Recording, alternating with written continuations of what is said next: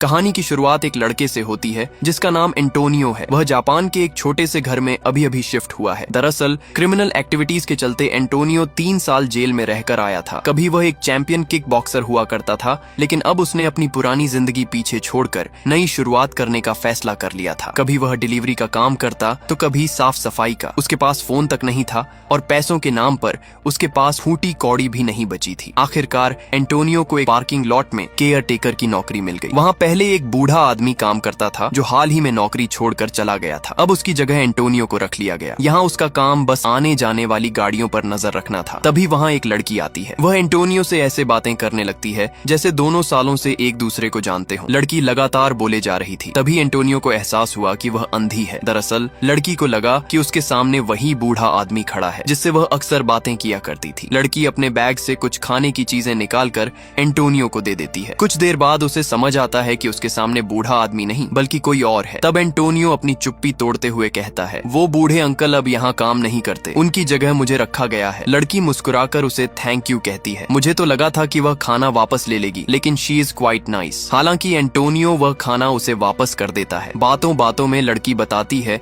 कि वह अक्सर उस बूढ़े आदमी के साथ यहीं बैठकर टीवी शो देखा करती थी। दोनों खाते पीते बातें करने लगे और साथ में टीवी शो भी देखने लगे। कुछ देर बाद लड़की बाहर निकलती है, लेकिन तभी बारिश शुरू हो जाती है। वह बारिश में भीगते हुए खुशी से झूमने लगती है। यह देखकर एंटोनियो उसे अंदर बुलाता है और मजाक में कहता है, ज्यादा भीगोगी तो आंखों के साथ नाक भी बंद हो जाएगी। दोनों केबिन के अंदर बैठकर फिर से टीवी शो देखने लगते हैं। एंटोनियो लड़की की सुनने की क्षमता देखकर हैरान रह जाता है। जाते समय लड़की उसे एक ब्रेड बन देती है और बाहर रखे छोटे से ऑलिव प्लांट में रोज पानी डालने की जिम्मेदारी भी उसे सौंप देती है। इसके बाद एंटोनियो नहाने चला जाता है। यह कमरा पहले उसी बूढ़े आदमी का था और चारों तरफ सामान बिखरा पड़ा था। वह जल्दी जल्दी थोड़ा सामान समेटा है, लड़की का दिया हुआ ब्रेड बन खाता है और फिर बाहर जाकर उस प्लांट में पानी डाल देता है। अगली सुबह लड़की अपने लिए नाश्ता बना रही होती है। वह अकेली रहती है। अंधी होने के बावजूद अपने सारे काम खुद करती है। इतना ही नहीं, वह एक कॉल सेंटर में भी नौकरी करती है। कई बार कस्टमर उसे अपनी बातों से परेशान कर देते हैं, लेकिन उसके चेहरे की मुस्कान कभी फीकी नहीं पड़ती। हालांकि उसका बॉस बहुत घटिया इंसान था। वह हमेशा लड़की को गलत तरीके से छूने की कोशिश करता था, लेकिन अपनी नौकरी खोने के डर से लड़की यह बात किसी को भी नहीं बता पाती। इधर एंटोनियो अपने पुराने बॉक्सिंग क्लब पहुंचता है। कभी यही उसकी दुनिया हुआ करती थी, लेकिन क्रिमिनल एक्टिविटीज की वजह से उसे क्लब से निकाल दिया गया था। आज वह सिर्फ अपनी गलतियों की माफी मांगने आया था। उसका कोच जिम उसे दोबारा रिंग में लौटने के लिए कहता है, लेकिन एंटोनियो हिचकिचाते हुए मना कर देता है। तभी क्लब का मालिक भी ग्लव्स लेकर उसके पास आ जाता है। वह भी चाहता था कि एंटोनियो फिर से फाइट करे, लेकिन एंटोनियो साफ कह देता है कि वह सिर्फ अपनी गलतियों की माफी मांगने आया है। अब उसका दोबारा बॉक्सिंग क्लब ज्वाइन करने का कोई इरादा नहीं है। इसके बाद एंटोनियो एक पीसीओ से एक महिला को फोन करता है। वह उसी आदमी की विधवा थी जिसकी मौत के लिए एंटोनियो खुद को जिम्मेदार मानता था। एंटोनियो ने उस महिला से माफी मांगने के लिए कॉल किया, लेकिन उसने कहा कि वह उसे पहले ही माफ कर चुकी है। अब बार बार फोन करके उसे परेशान न करे। उसी रात एंटोनियो पार्किंग लॉट में अपनी ड्यूटी कर रहा था। तभी उसने देखा कि वही ब्लाइंड लड़की उसकी तरफ आ रही है। मन ही मन वह सोचने लगा, आजा, इधर ही आजा, मेरा भी थोड़ा टाइम पास हो जाएगा। लगता है उसकी दुआ कबूल हो गई, क्योंकि लड़की सीधे केबिन की तरफ ही आ गई। एंटोनियो ने मुस्कुराते हुए पिछली बार वाला लंच बॉक्स उसे वापस किया और थैंक यू कहा। तभी लड़की को पास रखे ऑलिव प्लांट के फूलों की खुशबू आने लगी। दोनों फिर से केबिन के अंदर बैठकर टीवी शो देखने लगे। अचानक लड़की ने अजीब सी स्मेल महसूस की और एंटोनियो से खिड़की खोलने के लिए कहा। उसे लगा कि शायद वह एक्सरसाइज करके आया है, इसलिए उसके शरीर से पसीने की स्मेल आ रही होगी। लेकिन जब एंटोनियो ने ध्यान दिया तो उसे पता चला कि बदबू उसके पुराने जूतों से आ रही थी। बेचारा थोड़ा ऑकवर्ड महसूस करने लगा, लेकिन कुछ बोला नहीं। वैसे भी उसके जूते इतने पुराने हो चुके थे कि उन्हें बदलने की सख्त जरूरत थी। कारी ब्लाइंड थी, इसलिए उसकी बाकी सारी सेंस काफी तेज थी। तभी उसने टीवी शो की हीरोइन के बारे में पूछते हुए कहा, क्या वो बहुत सुंदर है? एंटोनियो ने मुस्कुराकर हाँ में जवाब दिया और बोला, उसने बिल्कुल तुम्हारी जैसी ईयररिंग पहनी हुई है। हालांकि वह झूठ बोल रहा था, लेकिन यह सुनकर कारी खुश हो गई। इसके बाद उसने एंटोनियो को खाने के लिए कुछ आड़ू दिए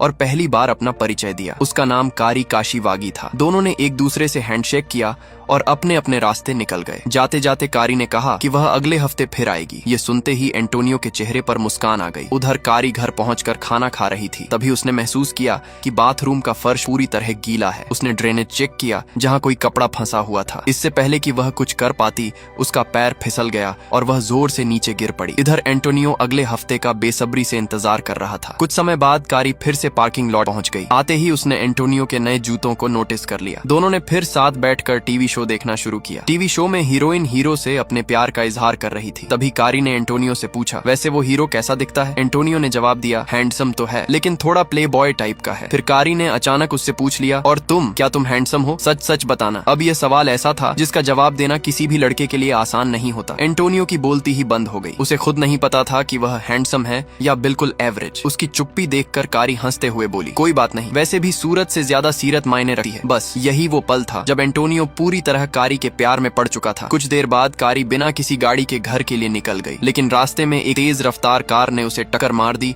और वहां से भाग गई। उसके पैर में काफी चोट लग गई। एंटोनियो उसे सहारा देकर घर छोड़ने चला गया। रास्ते में कारी ने उससे उसका नाम पूछा, लेकिन एंटोनियो ने अपना नाम नहीं बताया। उसे लगा कि उसका इंग्लिश नाम सुनकर पता नहीं कारी क्या सोचेगी। जब उसने कोई जवाब नहीं दिया तो कारी हंसते हुए बोली, ठीक है, फिर मैं तुम्हें ओल्ड मैन ही बुलाऊंगी। बस से उतरने के बाद कारी से चला भी नहीं जा रहा था, इसलिए एंटोनियो ने उसे अपनी पीठ पर बैठा लिया। कारी ने पहले ही उसे चेतावनी दी थी कि उसका घर काफी ऊंचाई पर है, लेकिन प्यार में पड़े एंटोनियो को इससे कोई फर्क नहीं पड़ा और वह उसे सीढ़ियां चढ़ाकर ऊपर ले गया। घर पहुंचने के बाद कारी ने उससे बाथरूम के ड्रेनेज में फंसा कपड़ा निकालने में मदद मांगी। जैसे ही एंटोनियो ने वह कपड़ा बाहर निकाला, उसे पता चला कि वह कारी की इनर वियर थी। दोनों कुछ सेकंड के लिए एक दूसरे की तरफ देखते रह गए और माहौल थोड़ा ऑकवर्ड हो गया। बात बदलने के लिए कारी ने एंटोनियो को एक कॉन्सर्ट की टिकट देते हुए कहा, थैंक यू, अपने दोस्तों के साथ जाकर एंजॉय करना। लेकिन एंटोनियो चुपचाप वहीं खड़ा रहा। उसकी खामोशी देखकर कारी समझ गई कि शायद उसकी जिंदगी में कोई दोस्त है ही नहीं। अब एंटोनियो ने हिम्मत जुटाकर कारी को अपने साथ कॉन्सर्ट चलने के लिए पूछ ही लिया। कारी ने भी बिना देर किए हाँ कर दी। कॉन्सर्ट वाले दिन कारी बड़े प्यार से तैयार होने लगी। बाकी लड़कियों की तरह उसे भी समझ नहीं आ रहा था कि कौन सी ड्रेस पहने। काफी देर तक सोचने के बाद उसने आखिरकार अपनी पसंद की ड्रेस पहन ली। दोनों साथ में कॉन्सर्ट देखने पहुंचे। कॉन्सर्ट खत्म होने के बाद वे डिनर के लिए एक रेस्टोरेंट में गए। कारी ने बताया कि वह पहले अपने मम्मी पापा के साथ अक्सर इसी रेस्टोरेंट में आया करती थी जब वे जिंदा थे। खाना खाते समय गलती से थोड़ा खाना उसकी ड्रेस पर गिर गया। फिर कारी ने अपनी जिंदगी के बारे में एंटोनियो को बताना शुरू किया। उसने बताया कि कॉलेज के दिनों में वह एक स्कल्पचर आर्टिस्ट थी, यानी मूर्तियां बनाने का काम करती थी। अब कारी एंटोनियो की लाइफ के बारे में जानना चाहती थी, लेकिन भाई साहब का मौन व्रत अभी भी खत्म नहीं हो रहा था। उसने बस इतना कहा, मैं एक डिलीवरी मैन हूँ, क्योंकि कारी अभी भी उसे बूढ़ा आदमी समझती थी। इसलिए उसने हंसते हुए पूछा, क्या तुम्हारी शादी हो चुकी है या बच्चे भी हैं? लेकिन इस बार भी एंटोनियो चुप ही रहा। कुछ देर बाद एंटोनियो को अपनी गलती का एहसास हुआ। वह उसके पीछे गया और सबसे पहले उससे माफी मांगी। आखिरकार उसका मौन व्रत भी टूट गया। उसने पहली बार अपना पूरा परिचय देते हुए कहा, मेरा नाम एंटोनियो है, मेरी उम्र 24 साल है। मैं पहले किक बॉक्सर था, लेकिन कुछ क्रिमिनल एक्टिविटीज की वजह से हाल ही में 3 साल की जेल काट कर आया हूँ और लोगों से बातें करने में मैं थोड़ा कमजोर हूँ। इतना सुनने के बाद कारी कुछ पल तक शांत खड़ी रही, फिर बिना कुछ कहे धीरे धीरे अपने घर के अंदर चली गई। अगले दिन ऑफिस में कारी को उसके बॉस ने अपने केबिन में बुलाया और उसे एक गिफ्ट देने की कोशिश की, लेकिन कारी ने मना करते हुए कहा, आप मुझे पहले ही कॉन्सर्ट की टिकट दे चुके हैं, इसकी कोई जरूरत नहीं है। लेकिन उसका बॉस जबरदस्ती करने लगा। उसने बताया कि बॉक्स के अंदर एक खूबसूरत नेकलेस है। दरअसल वह महंगे गिफ्ट का लालच देकर कारी को डेट पर ले जाना चाहता था, ताकि उसकी मजबूरी का फायदा उठा सके। तभी केबिन में एक दूसरी कर्मचारी आ गई। उसने बताया कि किसी कस्टमर को तुरंत कारी से बात करनी है। ये सुनते ही कारी वहाँ से निकल गई और बॉस की चाल फिलहाल नाकाम हो गई। उधर एंटोनियो अपने पुराने कोच और क्लब के मालिक से मिलने पहुंचा। दोनों फिर से उसे किक बॉक्सिंग में वापसी करने के लिए समझाने लगे। उसके कोच को एंटोनियो की फाइटिंग स्किल्स पर पूरा भरोसा था। उनका मानना था कि अगर वह दोबारा मेहनत से प्रैक्टिस करे तो एक दिन वर्ल्ड चैंपियन भी बन सकता है। कोच खासकर उसके अंडरग्राउंड टूर्नामेंट वाले प्रदर्शन से बहुत प्रभावित था, इसलिए वह चाहता था कि एंटोनियो दोबारा क्लब ज्वाइन कर ले। लेकिन एंटोनियो ने बताया कि 3 साल पहले वह एक गैंगस्टर था। वह एक क्रिमिनल ऑर्गेनाइजेशन के लिए काम करता था, जिसे सुकुम नाम का एक खतरनाक गुंडा चलाता था। सुकुम बेहद निर्दयी इंसान था। जो लोग उसका उद्धार समय पर वापस नहीं करते थे, वह उन्हें बेरहमी से मारता और तरह तरह की यातनाएं देता था। उसे सिर्फ अपने पैसों से मतलब था। एंटोनियो उसी के लिए लोगों की पिटाई करता था और उनसे जबरदस्ती पैसे वसूलता था। लेकिन एक दिन इसी काम के दौरान वह पुलिस के हत्थे चढ़ गया और उसे 3 साल की जेल हो गई। एंटोनियो को अपने किए की सजा के तौर पर पूरे 3 साल जेल में बिताने पड़े। उसकी पूरी कहानी सुनकर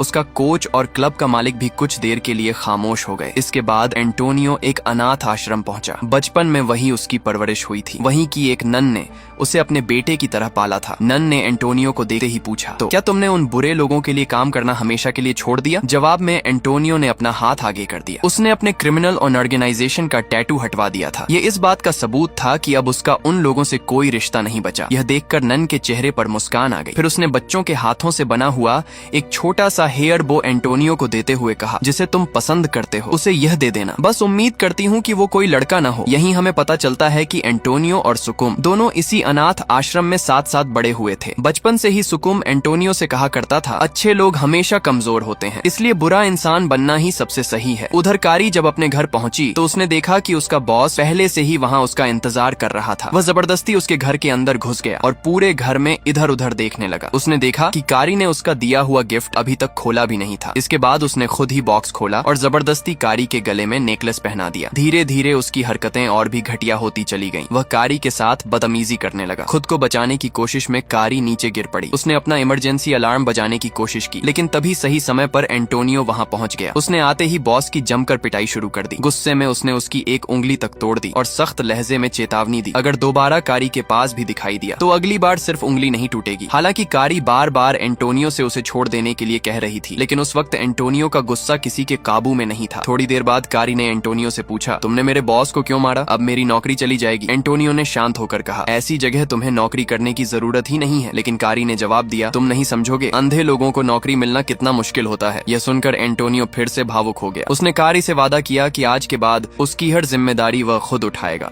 उस रात पार्किंग लॉट में ड्यूटी करते हुए भी एंटोनियो का ध्यान बार बार कारी की तरफ ही जा रहा था। वह बस उसी के बारे में सोचता रहा। कुछ दिनों बाद कारी फिर से पार्किंग लॉट आई। उसने अपनी नौकरी छोड़ दी थी। इसके बाद दोनों साथ में एक छोटी सी ट्रिप पर निकल गए। समुद्र किनारे बनी खूबसूरत विंड मिल्स के पास दोनों ने साथ में खूब समय बिताया। वहीं एंटोनियो ने बताया कि बचपन में वह अक्सर अपनी माँ के साथ इस जगह आया करता था, लेकिन एक हादसे में उसकी माँ की मौत हो गई, जबकि वह किसी तरह बच गया। तभी कारी ने उससे समुद्र किनारे से एक सी ग्लास लाने के लिए कहा। एंटोनियो काफी देर तक ढूंढने के बाद एक बेहद खूबसूरत और चिकना सी ग्लास लेकर आया। यह देखकर कारी के चेहरे पर मुस्कान आ गई। उसे अच्छा लग रहा था कि कोई उसकी इतनी परवाह करता है। वापस आने के बाद एंटोनियो ने दोबारा बॉक्सिंग क्लब ज्वाइन कर लिया और अपनी प्रैक्टिस शुरू कर दी। इधर वह कारी के लिए एक छोटा सा पपी भी लेकर आया। दोनों ने मिलकर उसका नाम सकू रखा। धीरे धीरे दोनों एक साथ रहने लगे और उनकी जिंदगी पहले से कहीं ज्यादा खुशहाल हो गई। एक दिन एंटोनियो ने कमरे की खिड़की खोल दी ताकि कारी को धूप की गर्माहट महसूस हो सके। तभी कारी ने उसे अपने पास बैठाया और अपने हाथों से उसका चेहरा छूकर महसूस करने लगी। फिर उसने कहा, मेरी आंखों में देखो। लेकिन एंटोनियो शर्माने लगा। अगले ही पल दोनों एक दूसरे के और करीब आ गए और उन्होंने एक दूसरे को किस किया। जेल से बाहर आने के बाद एंटोनियो की जिंदगी का यह दूसरा सबसे खूबसूरत पल था। अब एंटोनियो ने पूरी मेहनत के साथ चैंपियनशिप की तैयारी शुरू कर दी। वहीं कारी ने भी अपना पुराना स्कल्पचर का काम फिर से शुरू कर दिया। उसने अपने हाथों से कई खूबसूरत कप और मग बनाए। दोनों अपने छोटे से घर में सकू के साथ एक खुशहाल जिंदगी जी रहे थे। हर रात किक बॉक्सिंग की प्रैक्टिस के बाद कारी अपने हाथों से एंटोनियो की मसाज करती। एक दिन मसाज करते हुए उसने उसके हाथ पर बने निशानों के बारे में पूछा। एंटोनियो ने झूठ बोल दिया, ये बस जलने के निशान हैं। कारी मजाक में बोली, मैं पूरी जिंदगी तुम्हारी मसाज वाली बनकर नहीं रहना चाहती। इस पर एंटोनियो मुस्कुराया और उससे वादा किया कि बहुत जल्द वह उसके लिए एक स्कल्पचर शॉप खुलवाएगा। कुछ समय बाद एंटोनियो अपनी अगली किक बॉक्सिंग फाइट शानदार तरीके से जीत गया, लेकिन उसे नहीं पता था कि उसका बचपन का दोस्त और पुराना बॉस सुकुम वहीं उसका इंतजार कर रहा है। सुकुम ने आते ही एंटोनियो के कोच की बेइज्जती करनी शुरू कर दी। माहौल बिगड़ने ही वाला था, लेकिन एंटोनियो ने अपने कोच को शांत रहने के लिए कहा। अब वह किसी भी तरह का लड़ाई झगड़ा नहीं चाहता था। अगले दिन कारी एंटोनियो को अपने माता पिता की कब्र पर लेकर गई। वहाँ उसने अपनी जिंदगी का सबसे दर्दनाक सच बताया। उसने कहा, 4 साल पहले मुझे ड्राइविंग लाइसेंस मिला था। मैं अपने मम्मी पापा के साथ ड्राइव पर निकली थी। तभी मैंने एक बिल्डिंग में किसी इंसान को आग में जलते हुए देखा। मेरा ध्यान सड़क से हट गया और हमारी कार का एक्सीडेंट हो गया। उसी हादसे में मेरे मम्मी पापा की मौत हो गई और मैंने अपनी आंखों की रोशनी हमेशा के लिए खो दी। ये सुनते ही एंटोनियो के पैरों तले जमीन खिसक गई। उसने कब्र पर लिखी तारीख देखी और उसका दिल बैठ गया। यही वह दिन था जब सुकुम के कहने पर उसने एक आदमी को उसी बिल्डिंग में जिंदा जला दिया था। यानी जिस हादसे ने कारी की पूरी जिंदगी बदल दी, उसकी शुरुआत कहीं न कहीं एंटोनियो की ही गलती से हुई थी। अब एंटोनियो खुद को कारी की आंखों की रोशनी छीनने और उसके माता पिता की मौत का जिम्मेदार मानने लगा। वह इस सच को स्वीकार ही नहीं कर पा रहा था। गिल्ट में डूबा एंटोनियो पूरी तरह टूट गया। उसने अपना सारा गुस्सा पंचिंग बैग पर निकालना शुरू कर दिया।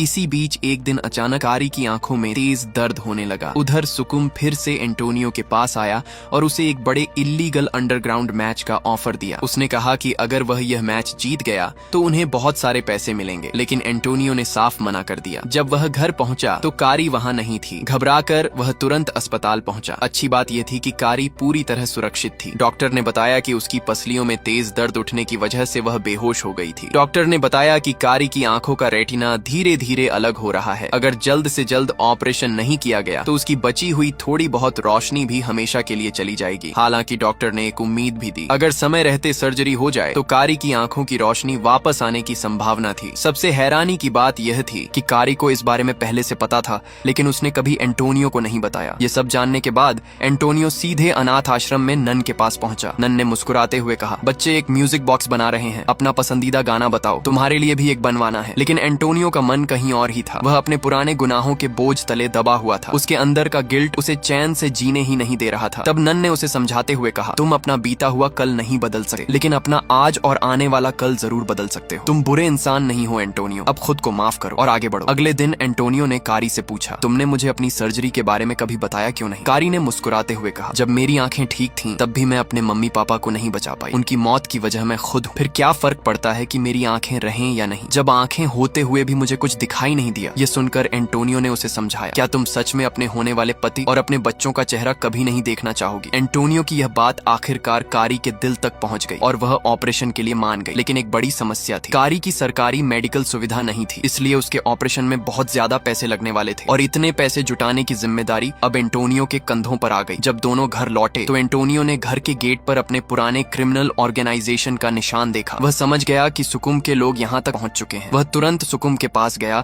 और झूठ बोलते हुए कहा, मैंने कारी से ब्रेकअप कर लिया है, अब उसका मुझसे कोई रिश्ता नहीं, उसे कुछ मत करना। असल में वह सिर्फ कारी को बचाने के लिए झूठ बोल रहा था। सुकुम ने उसे कुछ एडवांस पैसे दिए और कहा, बस एक आखिरी अंडरग्राउंड मैच खेल लो। एंटोनियो मान गया। उसने वे पैसे अपने कोच को दिए और कहा कि कारी की सर्जरी होने तक वह उसके साथ रहे। बाकी पैसों का इंतजाम वह फाइट जीतने के बाद कर देगा। कोच बिल्कुल नहीं चाहता था कि एंटोनियो दोबारा गैर कानूनी दुनिया में कदम रखे, लेकिन उसकी मजबूरी देकर आखिरकार वह भी मान गया। घर लौटकर एंटोनियो ने अपने पुराने डॉक्यूमेंट्स और क्रिमिनल जिंदगी से जुड़ी हर याद को आग में जला दिया। आखिरकार अंडरग्राउंड फाइट का दिन आ गया। इस मुकाबले का सिर्फ एक ही नियम था, सामने वाले को तब तक मारना है जब तक वह बेहोश न हो जाए। फाइट शुरू हुई। शुरुआत में एंटोनियो पूरी तरह हावी था, लेकिन कुछ ही देर में उसके प्रतिद्वंद्वी ने पासा पलट दिया और उसे बुरी तरह पीटना शुरू कर दिया। ऐसा लग रहा था कि एंटोनियो अब हार जाएगा, लेकिन आखिरी वक्त पर उसने जबरदस्त कमबैक किया और पूरी ताकत लगाकर मुकाबला जीत लिया। यह जीत देकर खुद सुकुम भी हैरान रह गया। दर्शकों के बीच बैठा उसका कोच भी पूरी ताकत से उसे चीयर कर रहा था। उधर उसी समय कारी की सर्जरी सफल रही और कई सालों बाद वह फिर से देख सकती थी। तभी कोच ने एंटोनियो को फोन करके बताया, प्राइज मनी से कारी की सर्जरी का पूरा खर्च भर दिया गया है और बाकी पैसे उस विधवा महिला को दे दिए गए हैं जिसके पति की मौत के लिए तुम खुद को जिम्मेदार मानते थे। यह खबर सुनते ही एंटोनियो को लगा कि शायद आज उसके पुराने पापों का बोझ कुछ हल्का हो गया है। वह वहां से निकलने ही वाला था कि तभी अचानक एक तेज रफ्तार कार ने उसे टक्कर मार दी। इससे पहले कि वह कुछ समझ पाता, उसकी पीठ में एक चाकू घोंप दिया गया। यह सब सुकुम ने किया था। एंटोनियो ने उसके क्रिमिनल ऑर्गेनाइजेशन से गद्दारी की थी और सुकुम उसी का बदला ले रहा था। उधर अस्पताल के बाहर कारी अपनी नई आंखों से दुनिया को पहली बार देख रही थी, लेकिन जिस इंसान को सबसे पहले देखना चाहती थी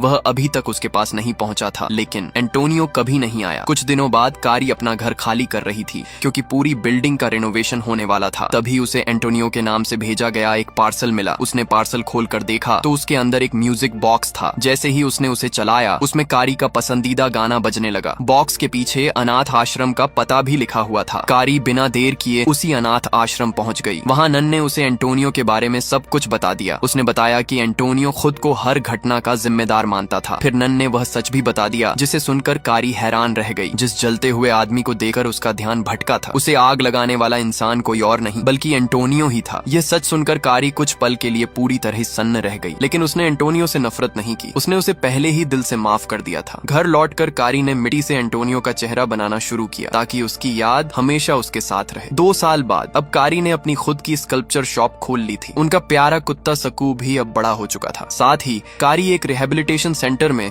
वॉलंटियर के तौर पर लोगों की मदद भी करने लगी। वहीं उसकी मुलाकात एक एक घायल युवक से हुई। वह कोई और नहीं बल्कि एंटोनियो था, लेकिन एंटोनियो पूरी तरह शांत रहा। उसने ऐसे बर्ताव किया जैसे वह कारी को जानता ही नहीं हो। हालांकि उसने पहली ही नजर में कारी को पहचान लिया था। जब कारी उसकी मसाज करने लगी तो उसे एक अजीब सा एहसास हुआ। उसे लगा जैसे वह इस इंसान को पहले से जानती हो, लेकिन बेड पर लिखा कोई दूसरा नाम देखकर उसने ज्यादा ध्यान नहीं दिया और वहां से चली गई। कुछ दिनों बाद एंटोनियो अब डंडे के सहारे चलने लगा था। इसी दौरान उसकी नजर एक स्कल्पचर शॉप पर पड़ी। यह वही दुकान थी जो कारी ने खोली थी। एंटोनियो धीरे धीरे अंदर गया। वहां रखी हर चीज उसकी पुरानी यादें ताजा कर रही थी। ऑलिव प्लांट, म्यूजिक बॉक्स और हर छोटी बड़ी चीज उसे कारी की याद दिला रही थी। अपनी भावनाओं को छिपाते हुए उसने वहां से एक ऑलिव प्लांट खरीदा और चुपचाप बाहर निकल गया। तभी सकू उसे पहचान गया और भौंकते हुए उसके पीछे पीछे दौड़ पड़ा। उसी दौरान रास्ते में कारी की एंटोनियो से टक्कर हो गई। टक्कर लगते ही एंटोनियो नीचे गिर पड़ा। कारी ने उसे सहारा देते हुए कहा, तुम वही हॉस्पिटल वाले लड़के हो ना, चलो मैं तुम्हें छोड़ देती हूँ। लेकिन एंटोनियो बिना कुछ बोले उठा और वहां से चला गया। जब कारी वापस अपनी दुकान पहुंची तो सेल्स गर्ल ने बताया अभी एक अजीब सा कस्टमर आया था। वह म्यूजिक बॉक्स को देखकर रो रहा था। बस इतना सुनते ही कारी सब समझ गई। जिस इंसान से वह अभी अभी मिली थी वह कोई और नहीं बल्कि एंटोनियो ही था। वह तुरंत दुकान से बाहर भागी, लेकिन तब तक एंटोनियो वहां से जा चुका था। आखिर में हम देखते हैं कि एंटोनियो समुद्र किनारे खड़ा रो रहा होता है। उसके हाथ में वही सी ग्लास था जो कभी कारी के लिए उसने समुद्र से ढूंढ कर लाया था। तभी पीछे से कारी वहां आ जाती है। दोनों की नजरें एक दूसरे से मिलती हैं और आखिरकार इतने लंबे इंतजार के बाद दोनों फिर से एक हो जाते हैं। इसी के साथ यह खूबसूरत प्रेम कहानी यहीं खत्म होती है। तो दोस्तों,